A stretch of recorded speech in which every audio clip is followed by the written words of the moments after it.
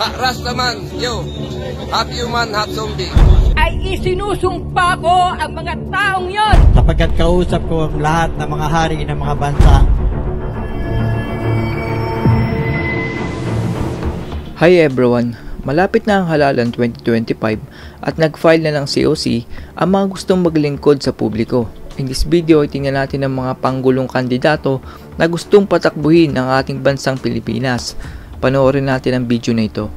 Number 1. Ang ginang nababalik ang kaluluwa kung sakaling sumakabilang buhay siya. Pakinggan natin ang kanyang paliwanag. Kapag hindi ako pinatakbong senador ng COMELEC, lahat ng mga taong involved na ako ay i-disqualified sa pagiging mahirap, ay isinusumpa ko ang mga taong yon at idideklara ko na pinakawala kayong kwentang ahensya ng gobyerno. Kapag namatay ako, dinideklara ko na babalik ang kaluluwa ko. Parurusahan ko na kayo. Number 2. Ang Ginoo na gagamitin ng pera na hindi winidraw ng mga Marcos daw. Ako po pala si Minister Eric Aboy Nagapatan, soon sa Prime Minister of our government.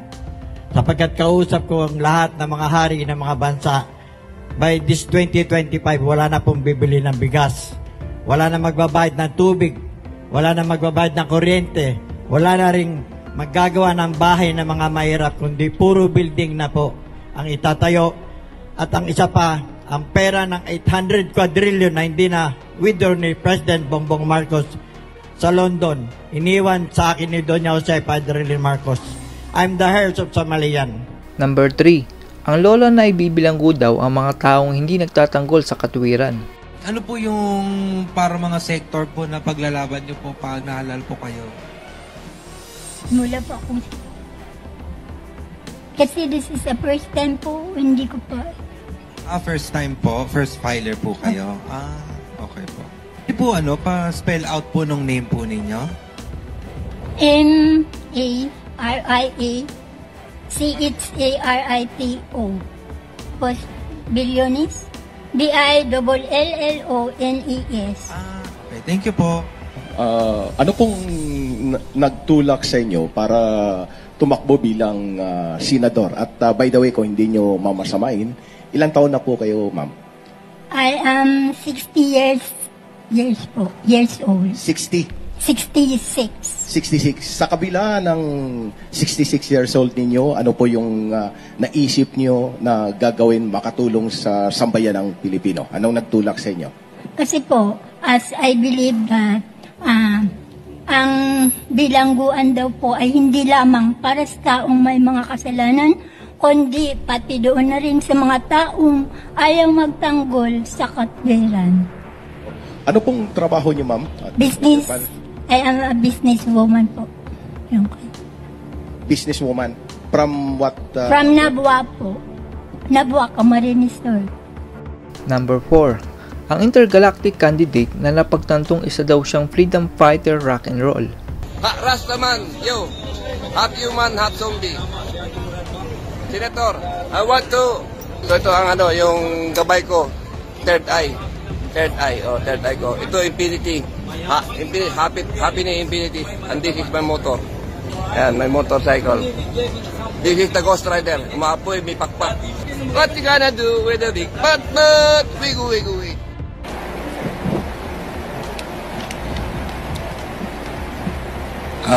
Magandang hapon, makagalang-galang ng mga COMELEC.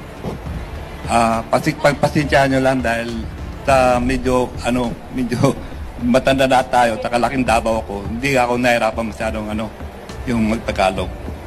Ako nga pala ang nakilala yung dakilang tatakusan ng presidente noon, kaya lang na-reject. Buong mundo nagpapashout out sa akin dahil sa kadakilaan na gusto ko mangyari sa ating bayan. Ito ang sinasabi kong Rastaman.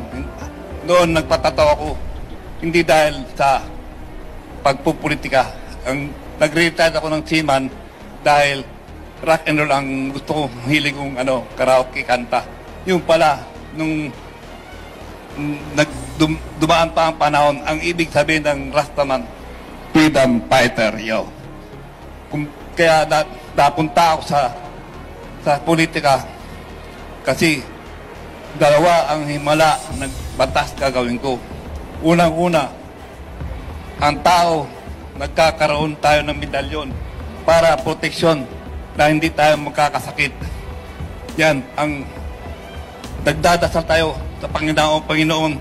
Number 5. Ang madamdaming tinig ng isang lalaki na gusto ng pagbabago pero ilang ulit nang nadeklarang nuisance candidate. Maraming salamat sa pagkakataong ito. Una-una sa Diyos. Ako si Nelson Ancaas, hindi maaaring maging madamdamin talaga ako. Kasi nandito ako Bakit ako naiiyak?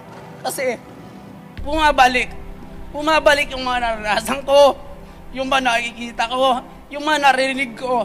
Alam nyo kung bakit? Bakit ako nandito?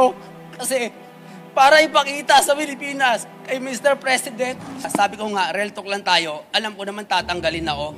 Tatanggalin talaga ako. Pero kung merong isang himala, kung may pagkakataon, nasaan ngayon yung maagap at malasakit? Nasaan ngayon yung ganong katalog? Kailangan mo munang umiyak. Akala mo naman sa kanila yung pera.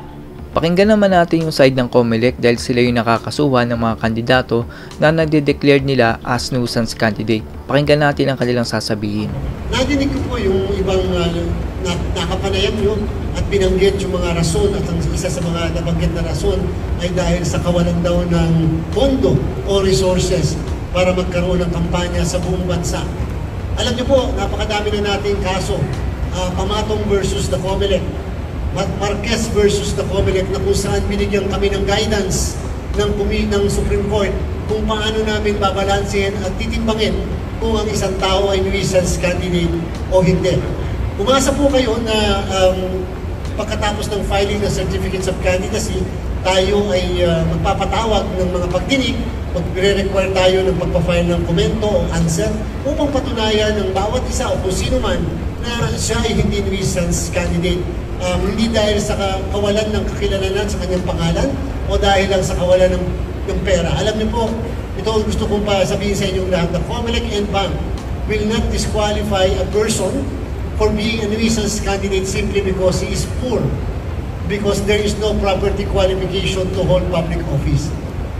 That's the most important message that we would like to convey to those who might have been disqualified before for being nuisance candidate. Not under the present leadership are we going to disqualify simply because he is poor or without any money to finance his campaign. Although that may be a factor, but that cannot and should not be a major factor in determining sino ang pwedeng makatakbo sa darating na halalan. Narinig natin ang tinig ng COMELEC para dun sa mga nagdeklarang nuisance candidate. Ang pagtakbo sa eleksyon ay isang magandang paraan upang pagsilbihan ang taong bayan. Doon nakasalalay ang kahihinatnan ng buhay ng mamamayang Pilipino. Sana'y isipin muna natin kung kaya ba nating pamunuan at paglingkuran ang taong bayan at hindi para sa pansariling kapakanan lamang.